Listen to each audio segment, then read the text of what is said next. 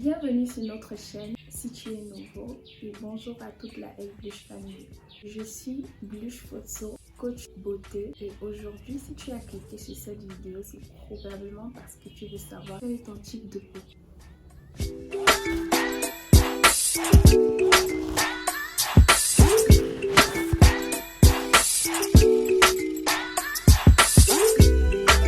Alors aujourd'hui nous allons parler de type de peau.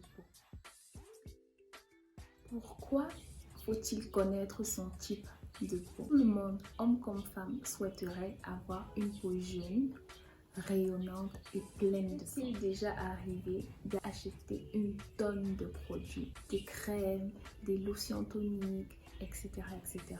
pour avoir une belle peau, mais tu ne réussis toujours pas à avoir la peau de tes rêves.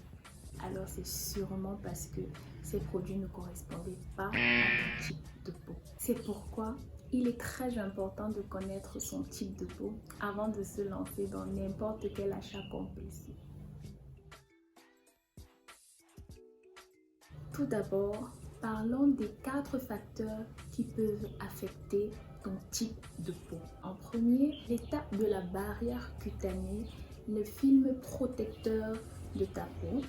En 2, on a le facteur huile qui donne la douceur de ta peau.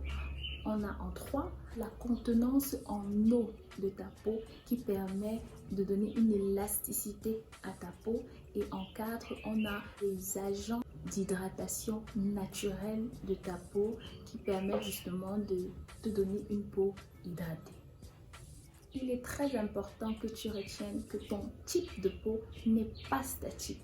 Il change constamment en fonction du climat et même en fonction de l'âge.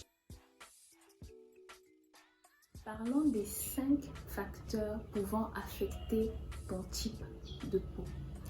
Tout d'abord, on a la saison.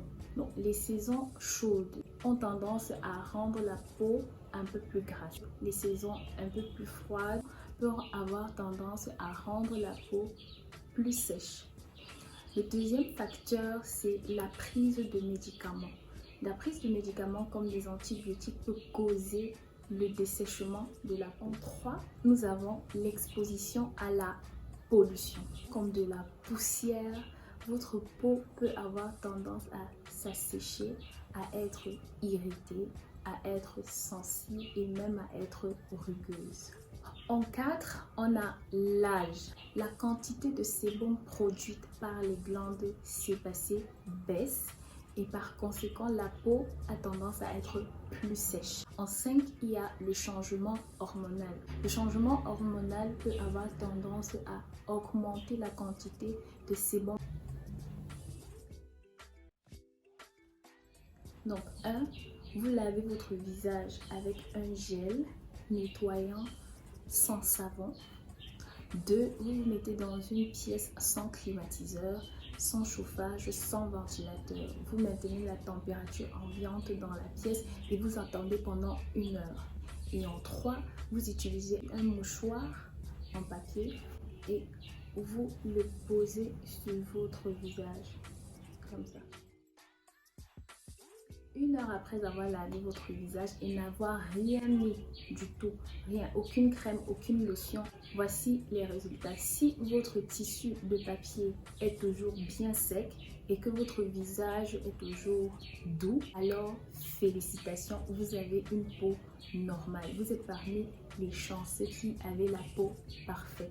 Si votre mouchoir est aussi totalement sec, mais que vous avez la peau qui tiraille, félicitations, vous avez la peau sèche. Comme j'ai dit, elle a besoin de beaucoup d'hydratation parce qu'elle produit peu d'huile. Si votre tissu de papier a de l'huile sur la zone T et sur la zone C, vous avez la peau grasse. Si votre mouchoir a de l'huile sur la zone T et est sec sur la zone C, vous avez la peau mixte. Maintenant que tu as toutes les clés en main pour pouvoir identifier toi-même ton type de peau, dis-nous en commentaire si tu aimerais avoir une vidéo sur une routine de soins matin et soir pour ton type de peau.